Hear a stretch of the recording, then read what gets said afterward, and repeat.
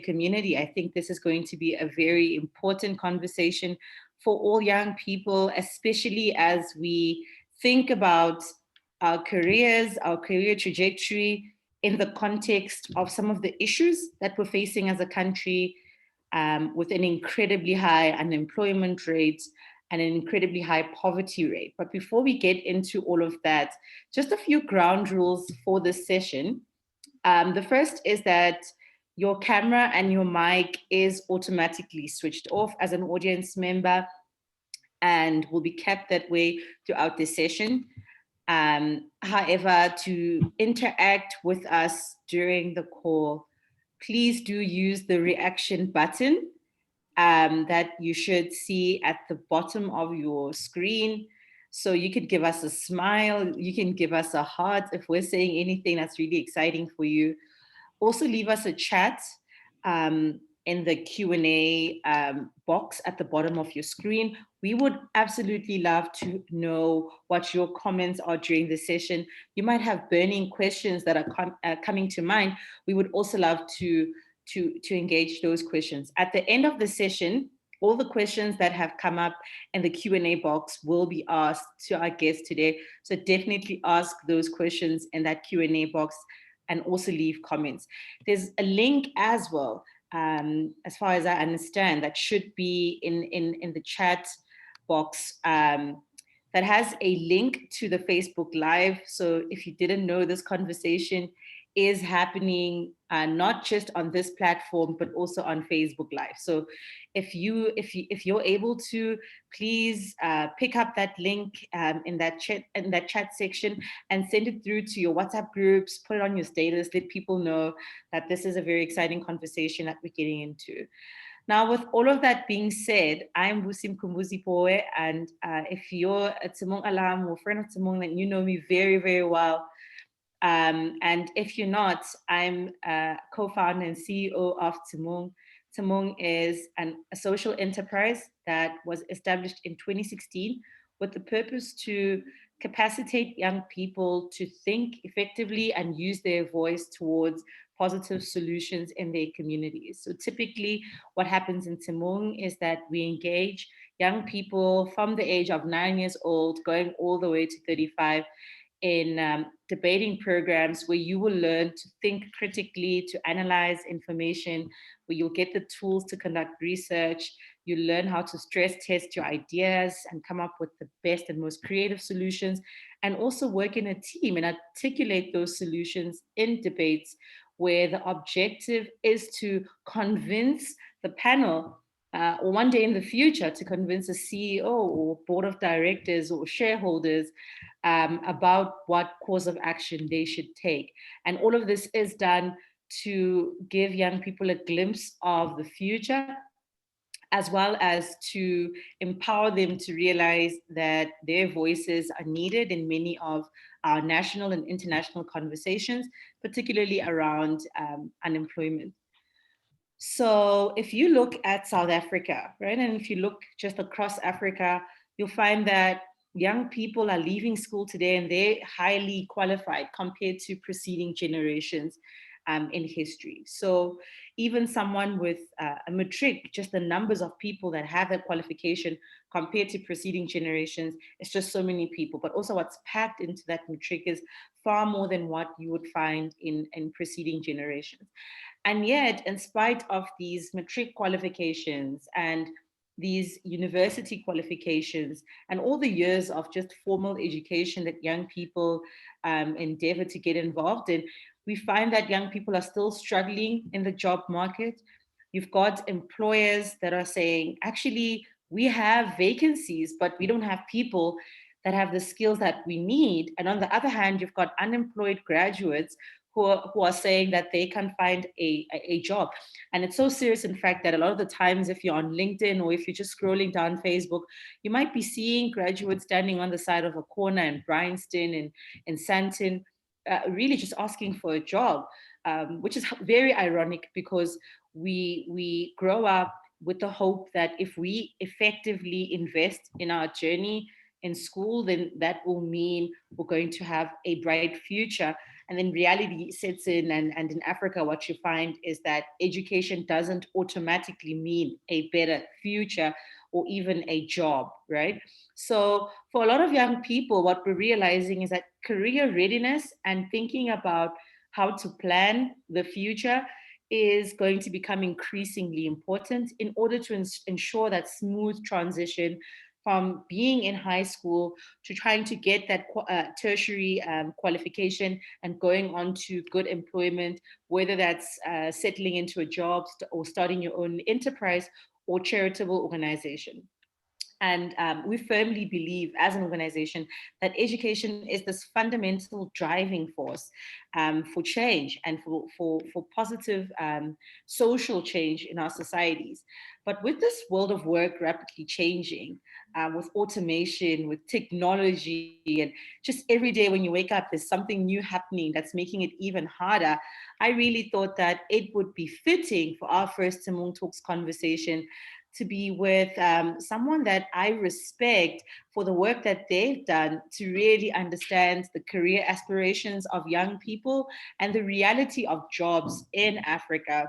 So joining us today is Unathi September.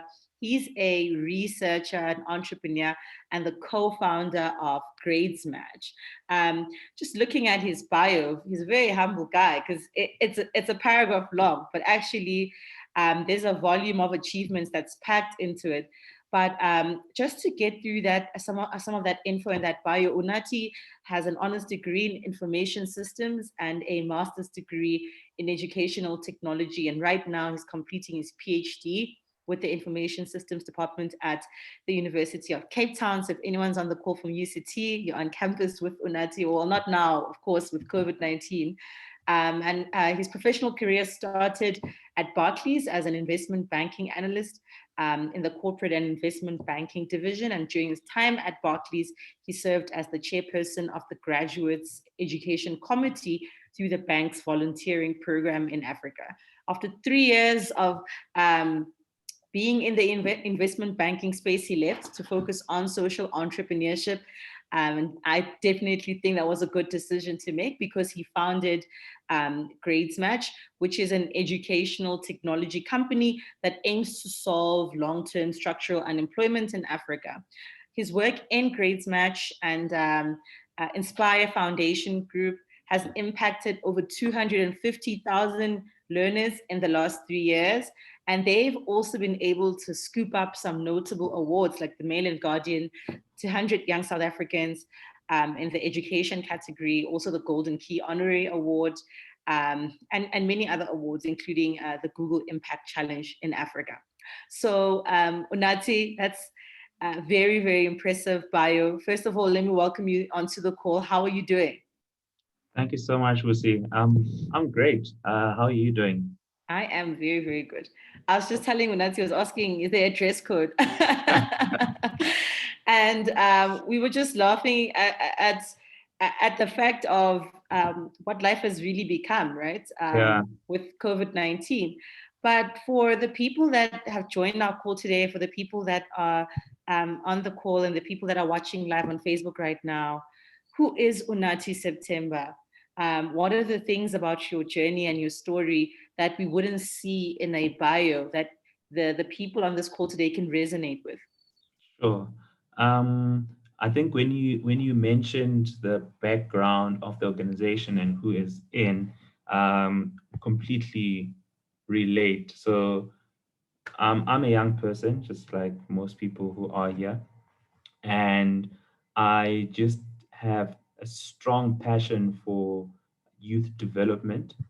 And through my academic journey, I've always been drawn into how do you solve some of the most challenging problems that are facing young people.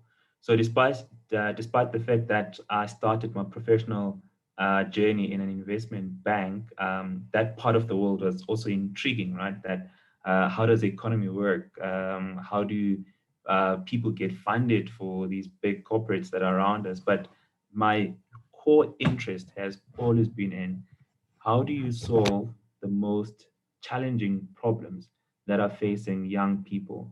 And I've been fortunate that I've been able to navigate difficult spaces, from corporate to education, social entrepreneurship, using the background that I've learned in a stable environment, such as like at Barclays, in terms of work.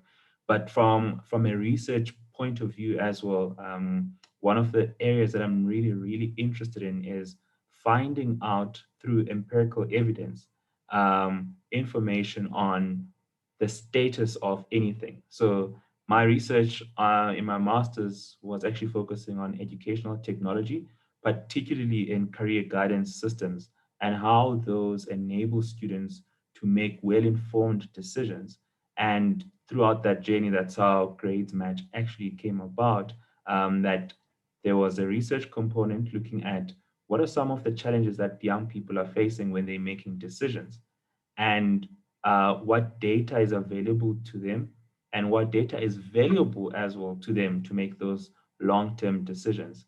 And as part of my current study right now, I'm actually looking at AI in the same space. So decision making, career choices, and that journey of education to employment.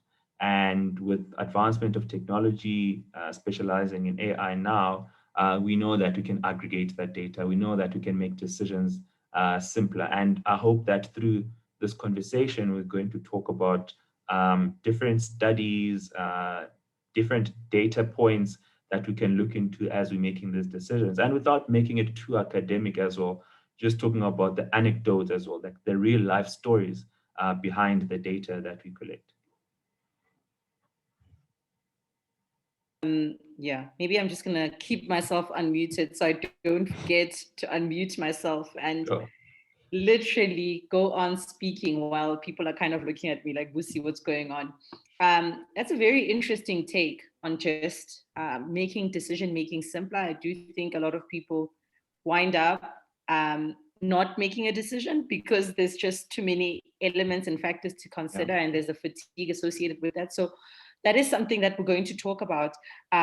But just on grades match itself, what's the story behind it? How did you start?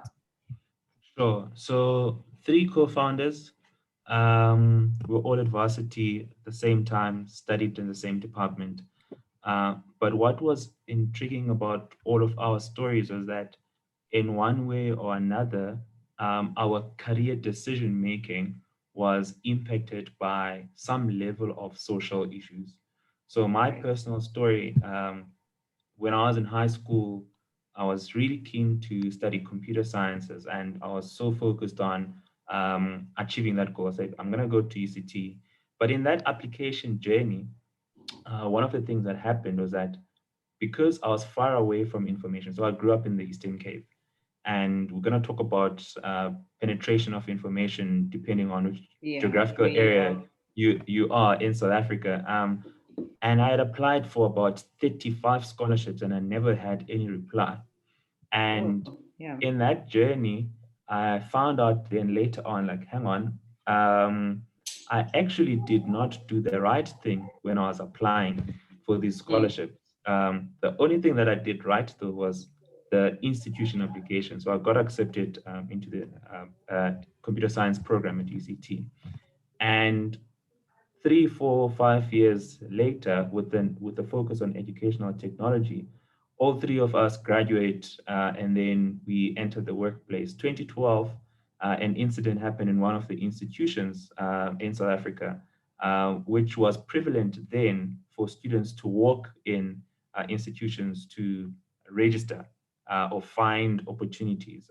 It's no longer the case now, and I know that there's been a lot of improvement in terms of technology that has been deployed. But that incident was actually a trigger for us because one of my co-founders' friend's mom was the parent who unfortunately passed on during a stampede, right? And if you think about that incident, it triggered a number of things. Obviously, it triggered changes in how um, registration happened, but it also triggered interest in research on how do you ensure, or what are the factors that negatively influence students not to apply to tertiary institutions on time.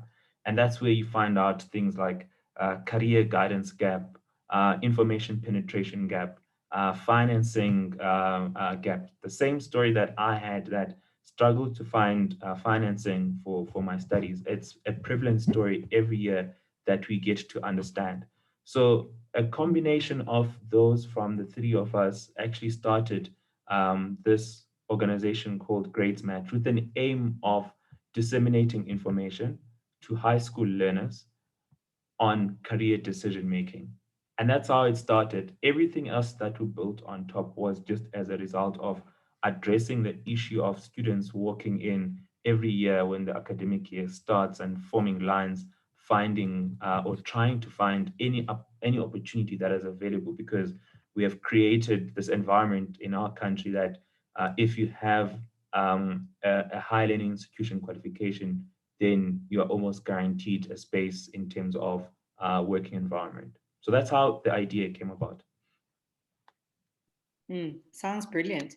And how does it work? I think anyone maybe on the call right now is just who's never engaged with the Sure. platform before. If you had to just explain how you help in terms of disseminating information that's useful for them to achieve their dream career, what would you say? Sure.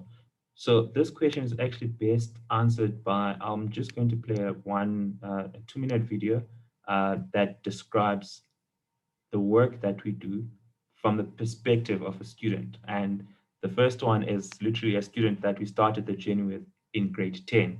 And I'm just going to play this quickly. All up front.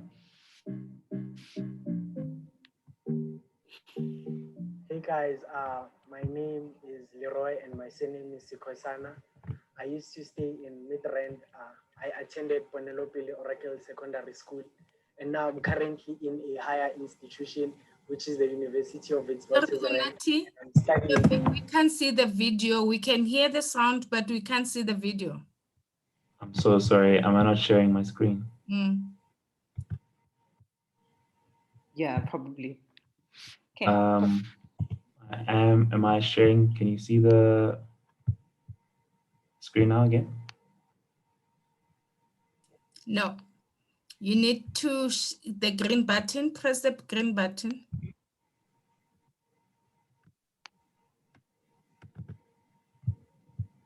There you are. Thanks.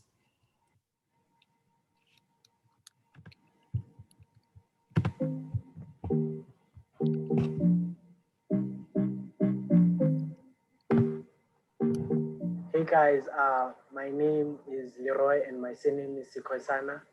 I used to stay in Midrand.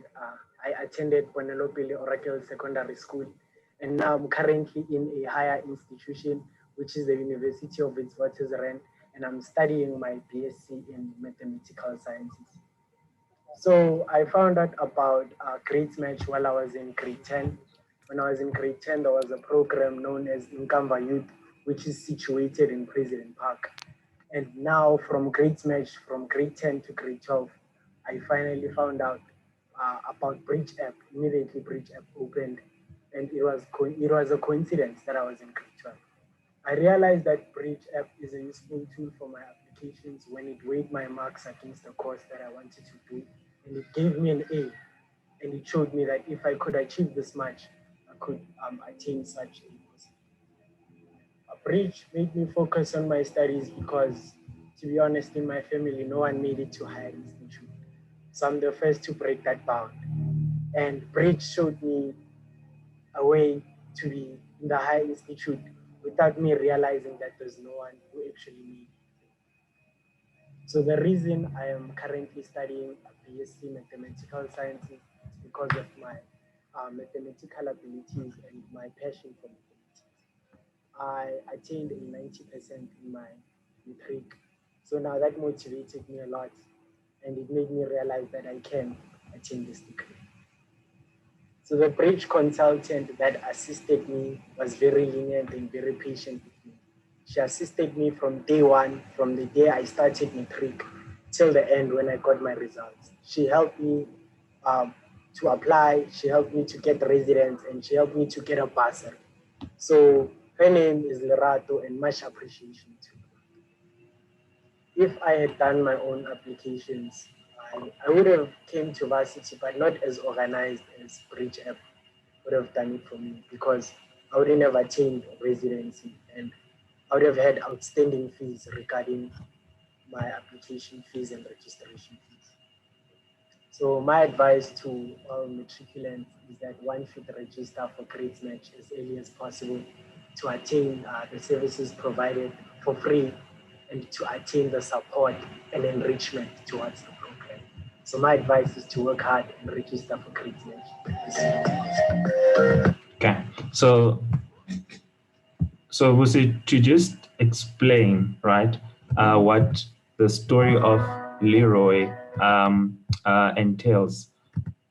Like the majority of students who come from disadvantaged communities, they would be students who are in a school where they do not receive what we define as adequate career guidance. And in our public schooling, that's not something that's unique. More than 90% of students who are coming from quintile 1 to quintile 3 schools actually do not receive what we consider as quality career guidance, right?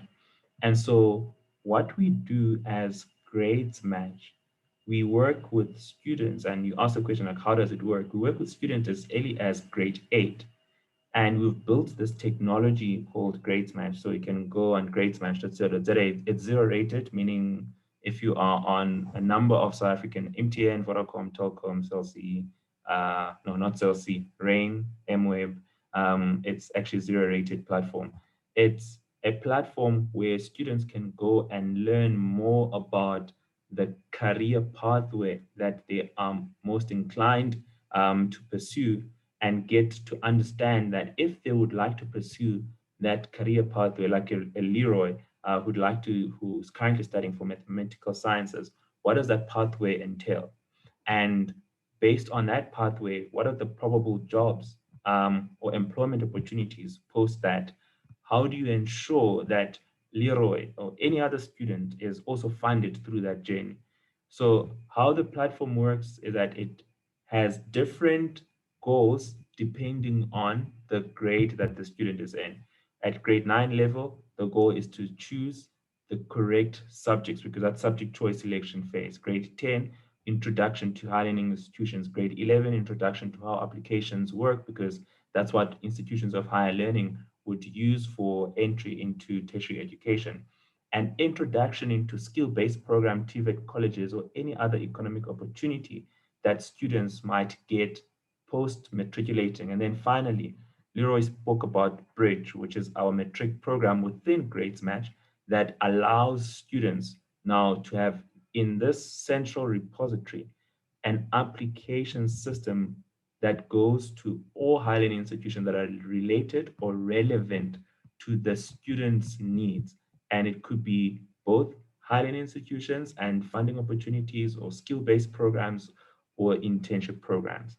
And we do all of this because we already had an understanding that more than 74% of the youth with even graduate degrees or other related tertiary qualification find themselves underemployed, right? Or they find themselves in mismatched job opportunities, right? And that's how the platform works. And that's the area in which we're trying to solve this big problem under this umbrella term called just unemployment. So it could be unemployment, it could be underemployment, it could be skills mismatched.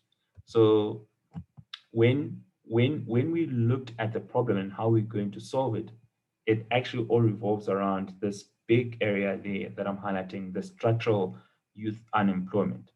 And how Grades Match addresses that is through information dissemination first, and then thereafter through action taking by the student after you have received the relevant information that is related to an interest area and you've been given data or information to make that decision. And all that happens on the platform. So that's how it works. And like a Leroy story, majority of South African youth actually just require information to make that well-informed decision.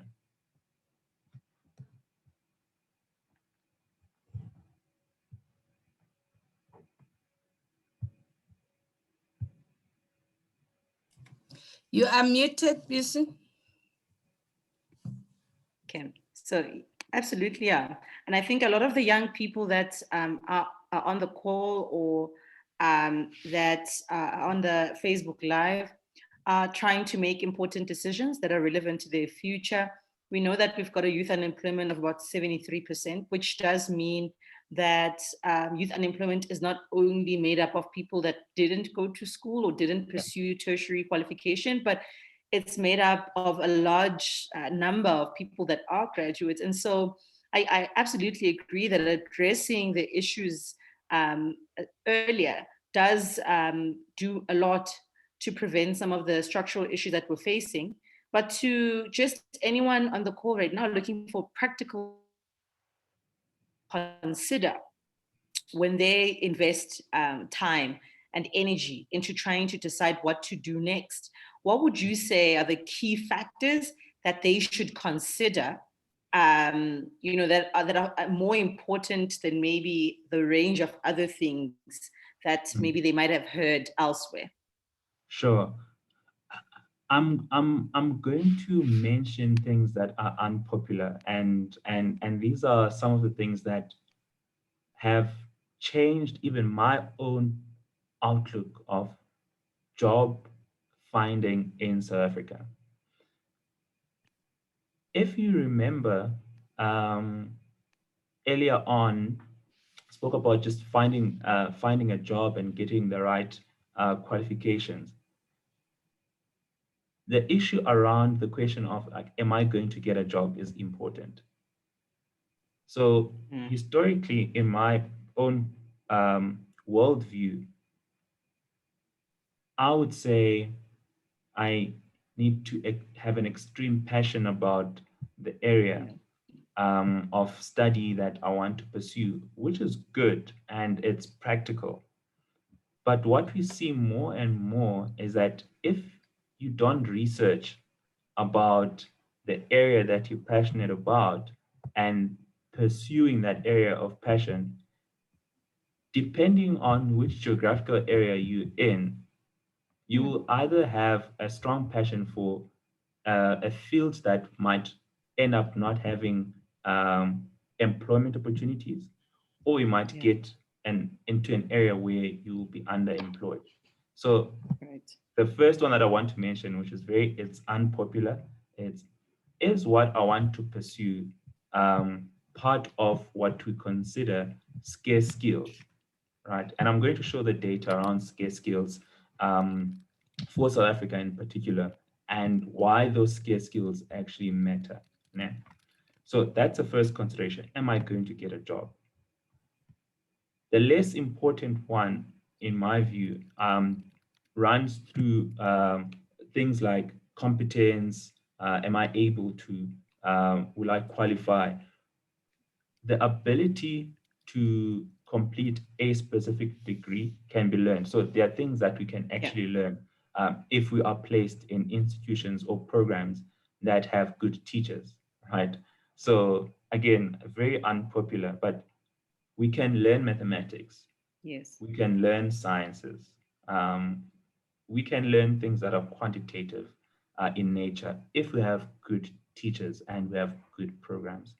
But overall, things that you should consider and things that are part of this topic is, are there job opportunities? Are there economic opportunities in South Africa in particular? Or are there economic opportunities in the rest of the continent in the area that I want to pursue? I'll make just a minor example that if I'm passionate about rugby and I want to be a Springbok player, some of the realities that I need to face is that as I want to become a professional rugby player, there are only X number of franchises in the country. The same as Premier League in football. There are only X number of professional professional soccer teams in the country. There's only one Springbok team. There's only one Bafana Bafana, right? So something as heartbreaking as that to say, what is the probability of success in this area? And unfortunately, in some areas, we can't quantify it. And that's when then we talk about risk taking. Like, what risk and investment am I going to put into becoming a choreographer? And what are the opportunities in choreography in the next 10 years in this economy that we live in? Wow. And those are realities that unfortunately I had to change my mind about as well. The more I see the data and the more I experience as well the level of unemployment in our country. And this is not to kill people's dreams. And that's how I took it at first. That like, why do you want to kill my dream? Like, what if I want to become a choreographer and I want to go and study choreography? But the critical question then I also ask is, what economic opportunities are there in that space? And are those economic opportunities open in the geographical areas where I'm from? If I'm from the Eastern Cape, what economic opportunities am I going to get in the arts field if I remain in the Eastern Cape? And that's a practical, critical Wow. question. That's really, And really powerful. That's and really, if really you, powerful. yeah, Just to interject on that point quickly. So you're saying, I am passionate, for example, about dance, and I see myself on the stage just teaching dance and dancing. But the question is, one, am I going to get a job? That's the least sexy way of saying it, but that's really the gist yeah, of it. And if the answer is yes, then the next question is competence. So if I'm not already in a stream that's preparing me to study dance, for instance, or to access a job in dance, then how can I get into that kind of stream?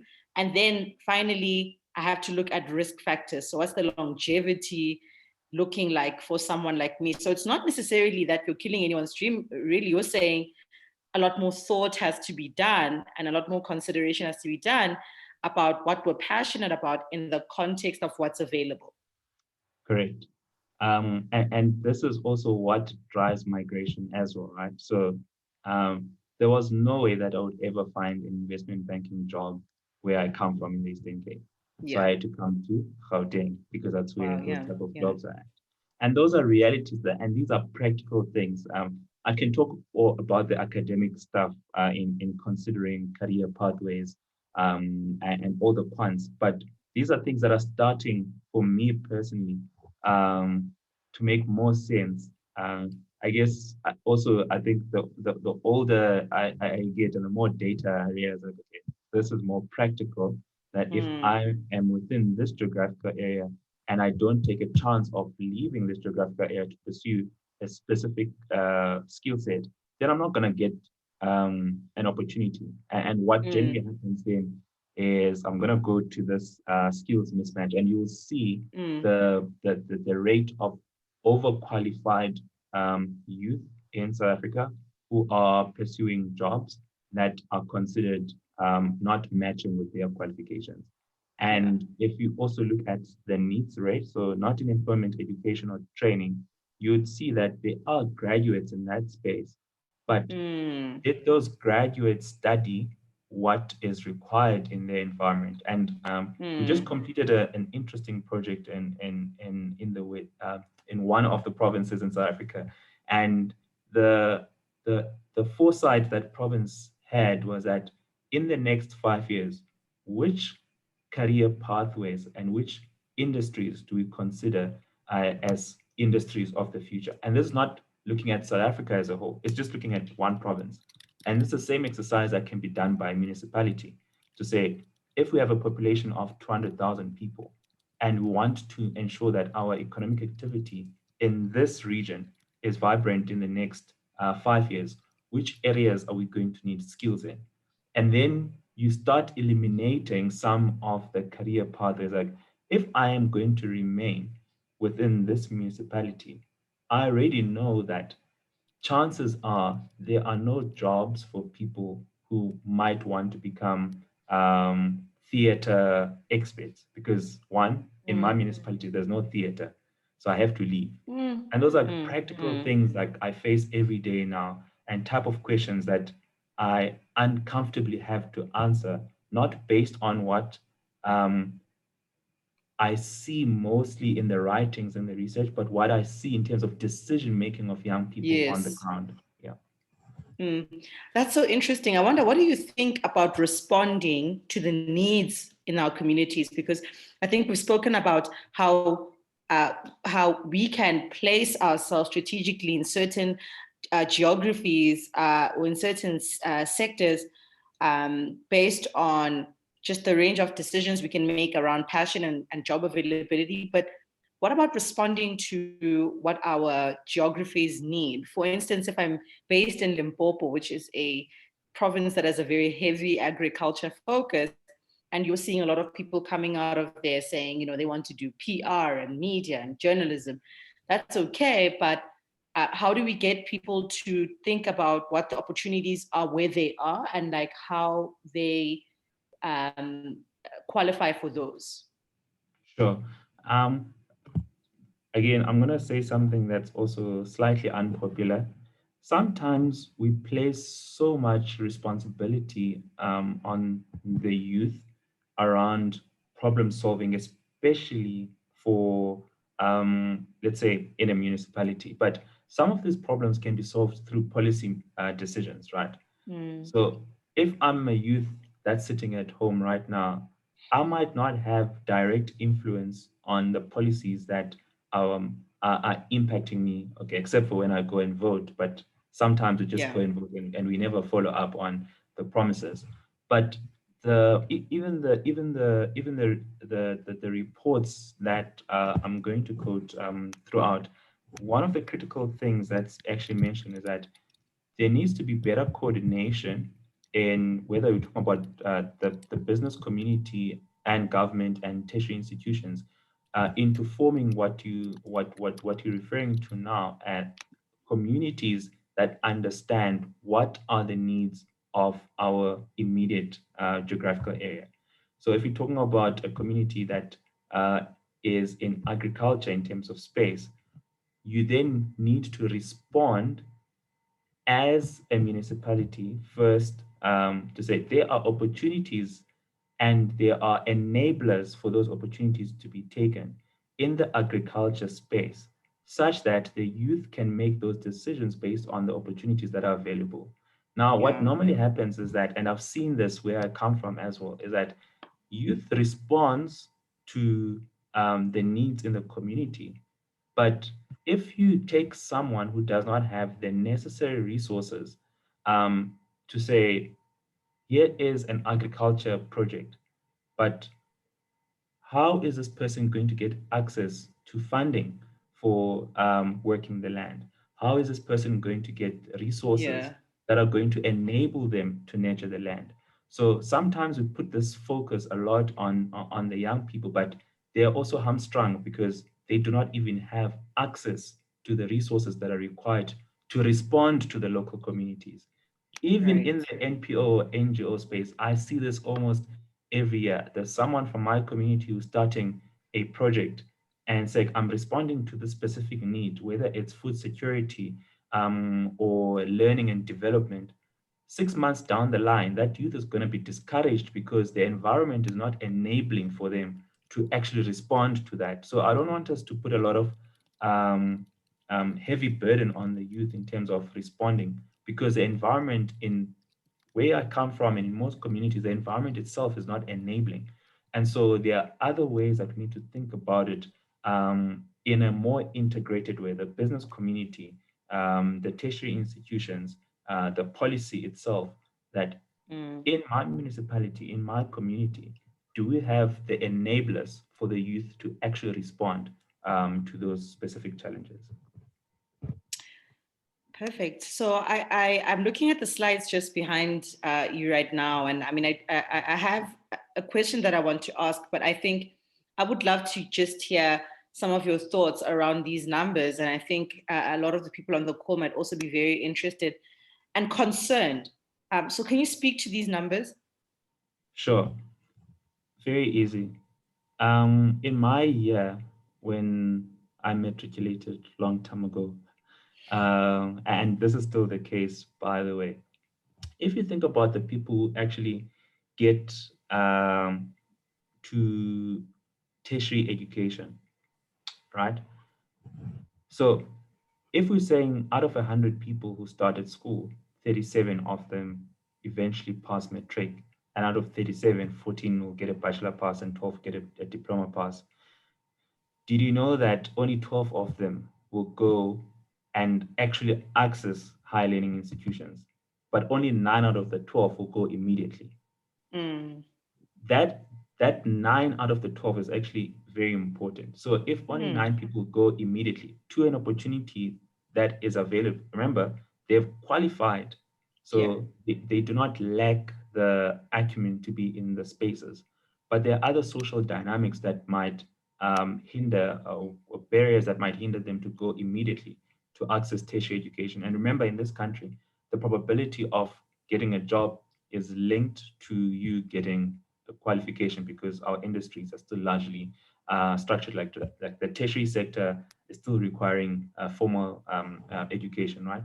So if you look at that number, that 9 go immediately and then 3 will go later, and then actually 4 will eventually complete their qualification, not in record time, but on average around 6 years. That's actually quite scary, Yeah. because it goes then to feed into the numbers of not in employment, not in education, not in training. That's the rest of the people. So what happens to the rest of the people in that value Yes. chain? Yes.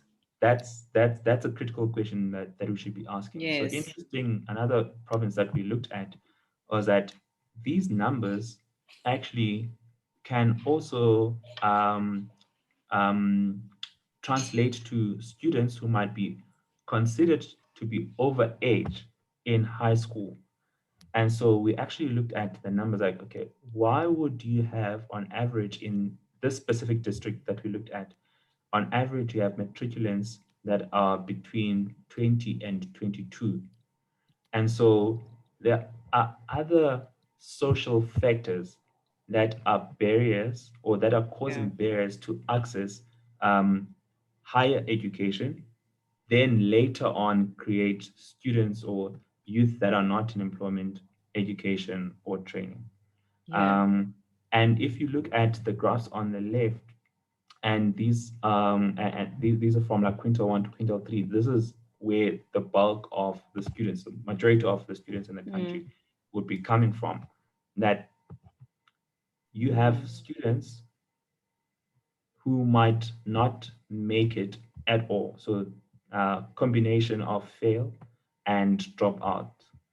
I say drop out in inverted commas because there's also another philosophical debate around like what is a dropout and what do we consider someone who said is a dropout. But story for another day. But the number of learners on an annual basis who then coming from these communities who qualify for tertiary education might not have even an opportunity to access tertiary education based on social factors.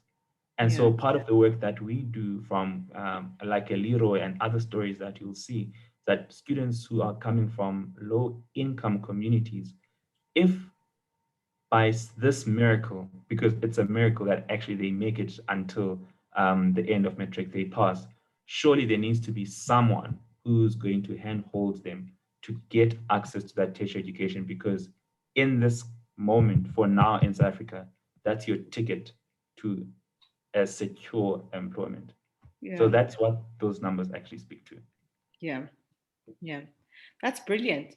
And yeah, I am also very concerned because if we're looking at 100 that start school hypothetically at the beginning of any particular year, the fact that only 60 write their matric and that 40 have fallen off and only about 14 have a bachelor pass, and of that only 12 immediately go to university and only 4 complete even within that 6 years, means you've got 96 that are vulnerable.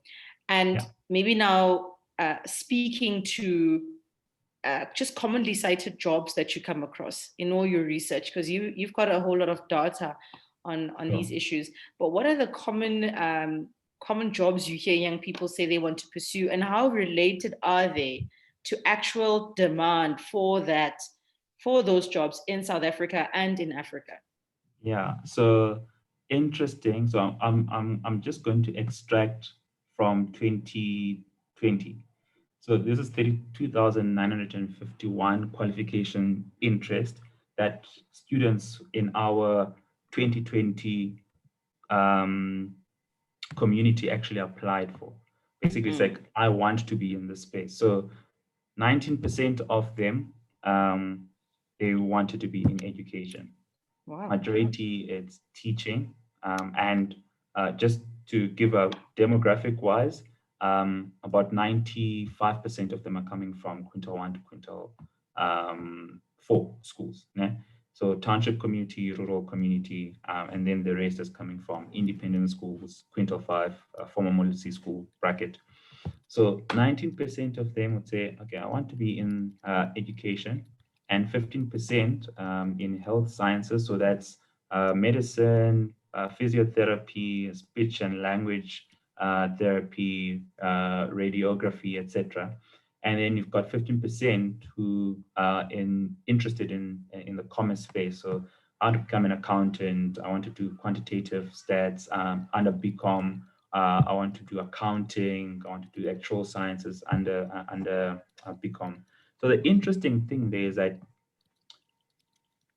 there's jobs that are in demand. So there are some jobs who would fall under those categories. Remember, this is what the learners want. Yes. One of the things that we already know is that we have a shortage in the sciences space. Okay, can you see the difference? Mm-hmm. So 5.5% of students who selected in this cohort, 32,951 qualifications, Right. only 5.5% selected sciences.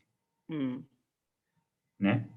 Only 7.4% selected engineering. And that engineering is split into electrical, mechanical, aeronautical, etc. And only 3.8% in tech. And now this is a problem, right?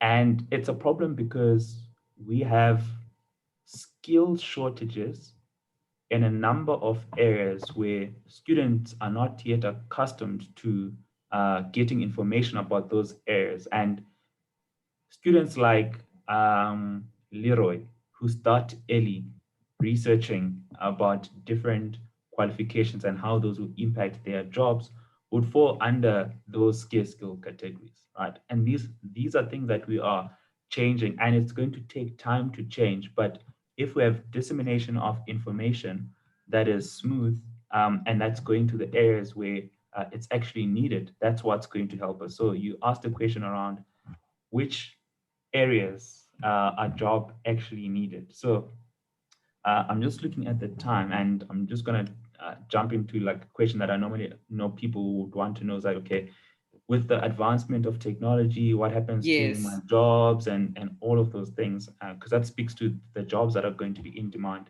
So one of the interesting things that people always talk about technology as a disruptor, which is good, but we have this blanket statement that we put that says people are going to lose jobs. Yeah. But in actual fact, if we look at the projections, is that by 2030, according to different scenarios, we're most likely going to have a net job that we're going to add in the economy of for about 1.2 million people. And so to answer that question, we need to break it down by different um, um, different sectors, right? So I can't say to you, people are going to lose jobs as just like a blanket statement. Whereas in other industries, yes, we're going to have a net job loss, but in other industries, we're actually going to have gains, right?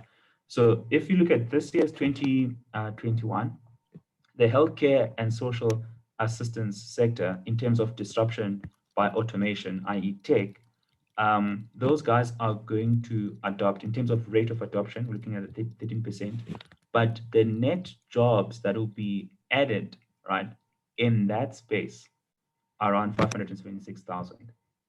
And so depending on how your sector will be impacted by automation, because automation is probably like one of the forefront processes that technology disrupts industries. So manufacturing, we know that it's going to be disrupted quite a lot by automation. And if the adoption by 2030 is sitting at 25%, that industry is going to lose jobs. But the Yeah. net change in job share is only 1%. And so those are things that we must look at when we are making these decisions about the qualifications that we want to pursue or industries that we want to get into. How much of the technology disruption is actually going to impact that job creation or job bloodbath? So there are other factors, obviously, that were not in consideration here, like COVID-19 impact, but those are just accelerating the level at which technology impacts different sectors. Now, there are jobs within industries. So if you're talking about education services, Yeah. that just require upskilling of a skill set that is already there. So if I'm a teacher, how will technology impact my sector? And how do I Sure. equip myself as a teacher in this traditional space so that if we're saying the rate of adoption of automation, doesn't matter what is automated in the space, is 13% by 2030, I'm still relevant or I still have the relevant skill set as a teacher.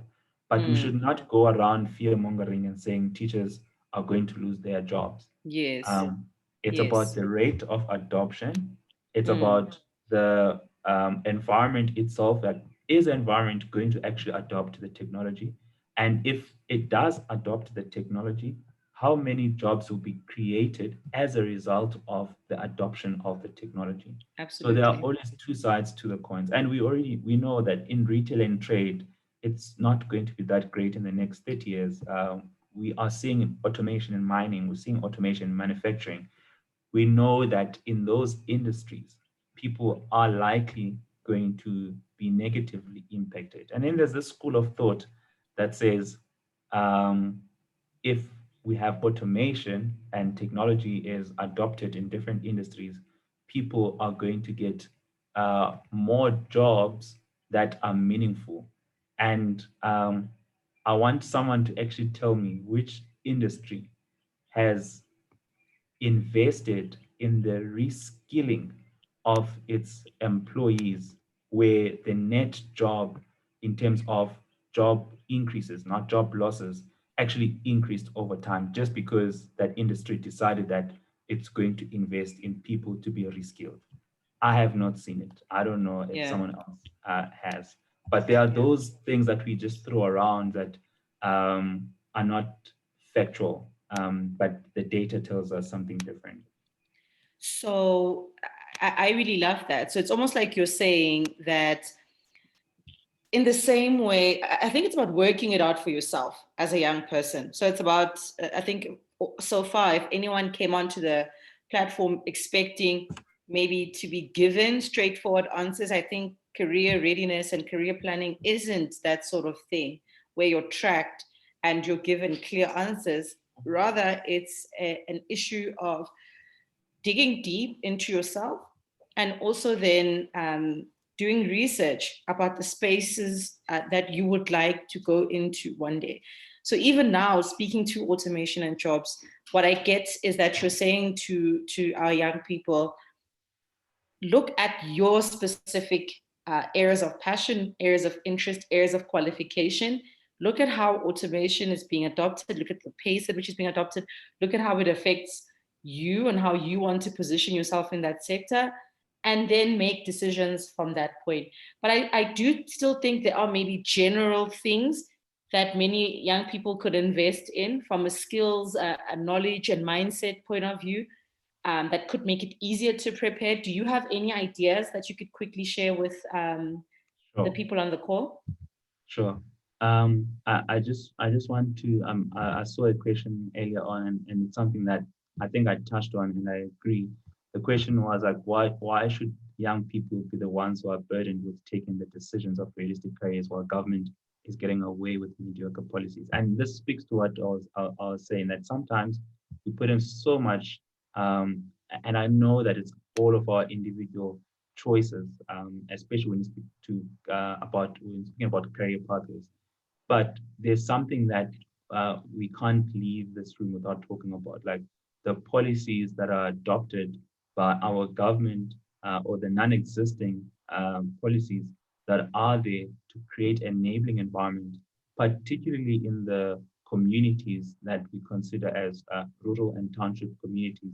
Not in Gauteng. Gauteng has its challenges, but you have provinces that have um, not so clear strategies around youth employment, and creating that enabling environment is actually what drives growth, and growth creates employment, etc.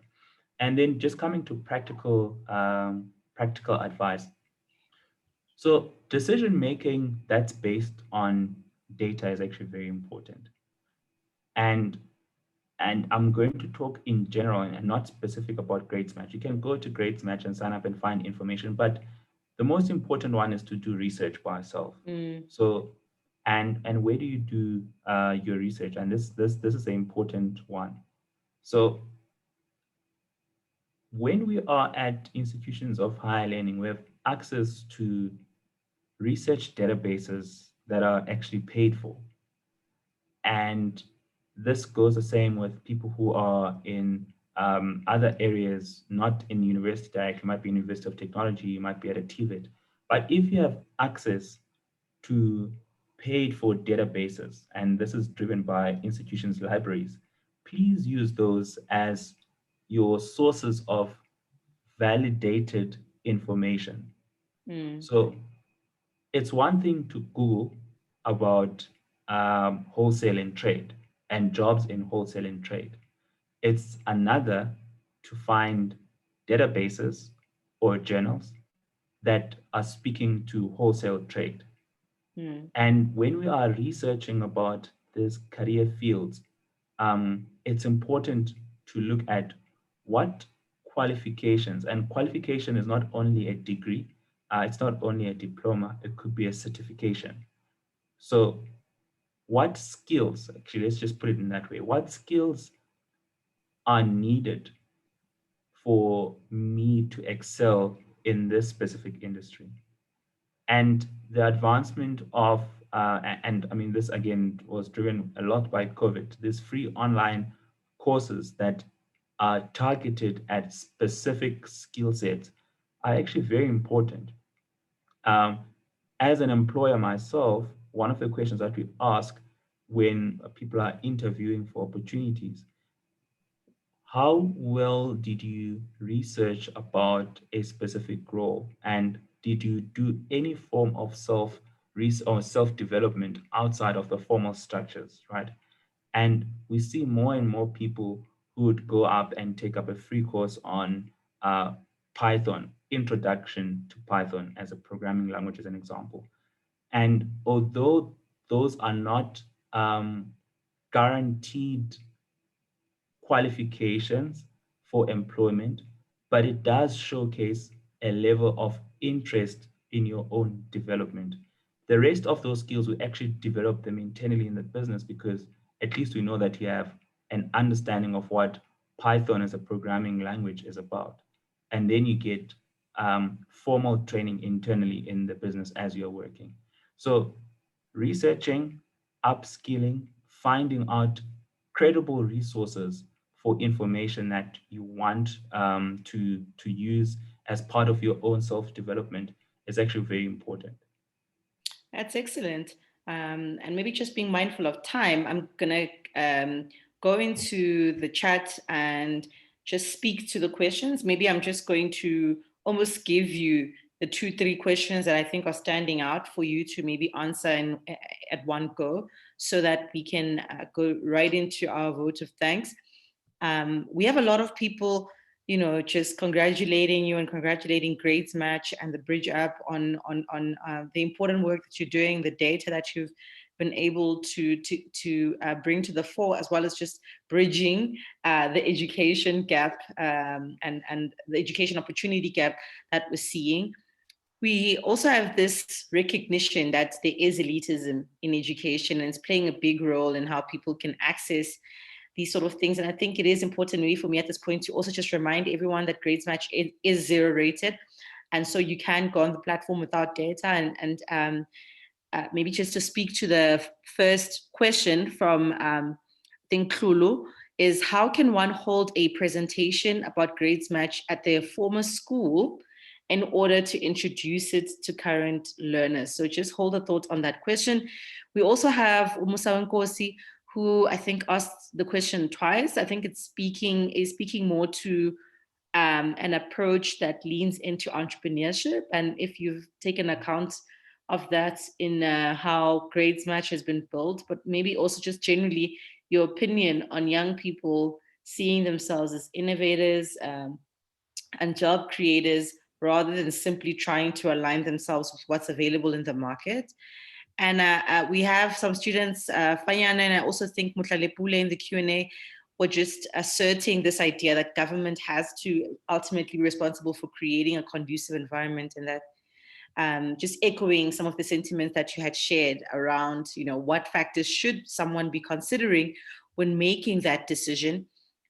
We also have a question about marketing. I don't necessarily think it's a question, but I do think it's just Mutlalepule sharing that marketing has really emerged as a sector that's creating jobs, especially for youth, with things being shifted online compared to newspapers and TV. So more young people now have an opportunity to position themselves for jobs like content creation and marketeers on YouTube, TikTok, creating podcasts and that sort of thing. And I think another great question here from Marcia, who is in corporate currently, is asking, what are the 3 broad skills that we would say any young adult who's just entered the workforce should focus on? So maybe let's just speak to those 3 questions at this stage. If there are any more questions, you can still post them and I'll see how I can facilitate responses to get to you. But unfortunately for now, we only have time to look at those 3 questions. Sure, no worries. I'm actually looking at the questions as well. So awesome. Let's start with zero rating and access. So access in South Africa is a big problem. And I can go on for days based on the studies that I've done just on rural communities accessing education and how technology has created even the barrier during COVID-19. So we were fortunate enough that we were able to be part of different organizations and historically even to be zero rated before COVID-19, to be zero rated by the major telcos. So Vodacom especially has been like a big champion on our side for years on ensuring that their users on their network don't use data when they're going on to Grades Match. And that was a big win for us because of that elitism that someone has just mentioned, right? How do you get Grades Match into schools? You can just email us info@gradesmatch.co.za today. We'll take it. We'll take it up. But it's a free platform for students to use. We've released about 10,000 vouchers for Bridge in particular, so different from Grades Match, across the country for people to use. And those vouchers include paying, as you saw Leroy's story, so paying for application fees, because that's another barrier that we create. Application fees, MBT fees, all these barriers that are related to I need to pay to get this, applying for funding, etc. So that's covered there. So you can just email info@gradesmatch.co.za and we'll take it from there. Skills, I'm going to answer this one as an employer as well. So I mean, our organization has about 60 young people. And one of the things that I see that are actually important, and I know this is part of the lexicon of popular things, but I see it on a daily basis, how important it is problem solving. And problem solving is not necessarily only something that you acquire through a degree. It's about, can you solve a specific problem step by step and come up with a solution? And we take those things for granted, like problem solving.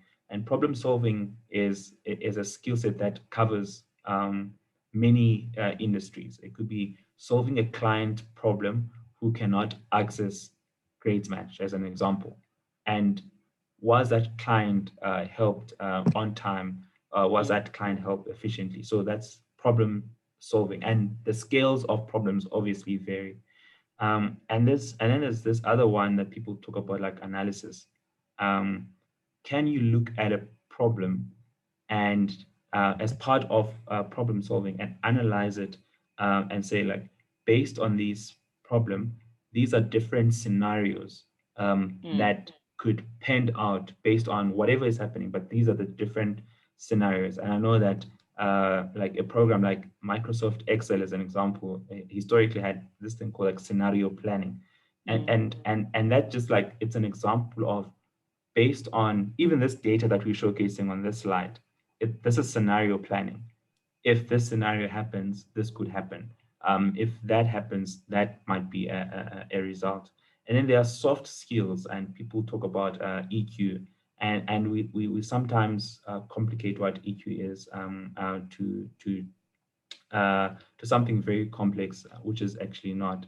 But can you relate, and can you empathize with someone else? Because those things actually create good working environments. Can you understand when someone is saying, I might not be feeling well, or my mental health today is not, top shape? Because these are small things that impact level of productivity. And these are not things that are only for managers. These are also things that are skill sets for young people that do actually understand the impact of having a high level of EQ, whether you're relating to people that you work with, or relating to customers, or anyone that you are servicing. So those are some of the things that are actually just top of my mind.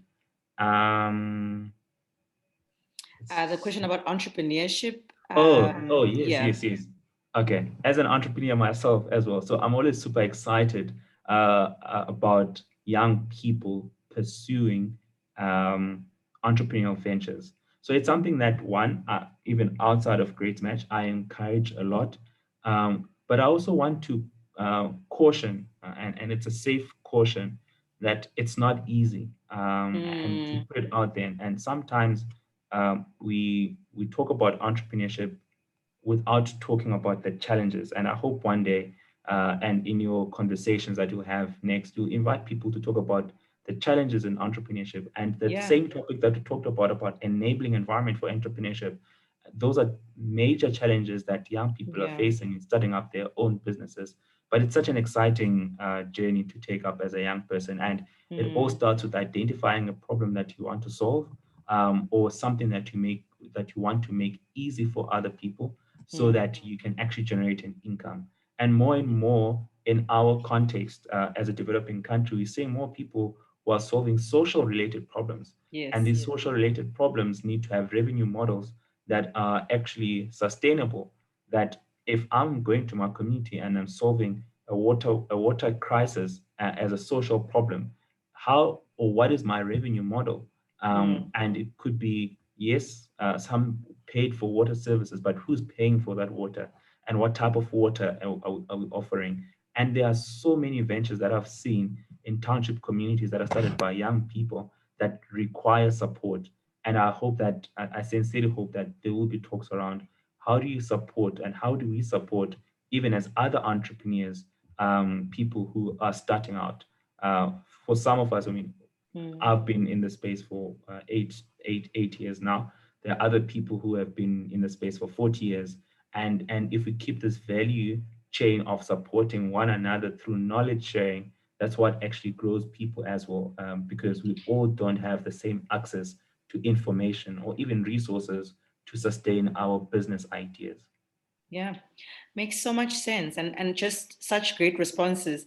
And yeah, definitely, Musa, and just anyone else on the call who is interested or thinking about entrepreneurship, our September Tshimong Talks will be with an entrepreneur that we respect very much, under 30 as well, and investing in alternative sectors like mining. So we are definitely going to have a conversation about entrepreneurship and creating opportunities, and also get involved with social ventures. Tshimong is a social venture.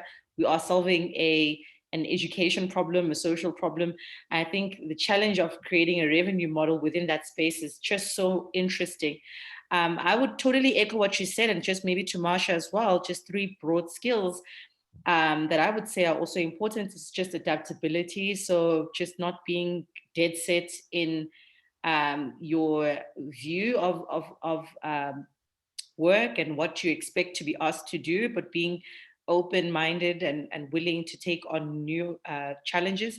I think secondly, just displaying that problem-solving acumen is extremely important, but also the social and communication skills I think are quite crucial. So being able to articulate your needs, your interests, your challenges, where you're getting stuck so that intervention can happen. Being able to relate with other people and work with them conducively in a team context, being confident enough to take on leadership responsibilities, but also being comfortable taking a step back. So I think those would be the top 3, in my opinion, that really stand out.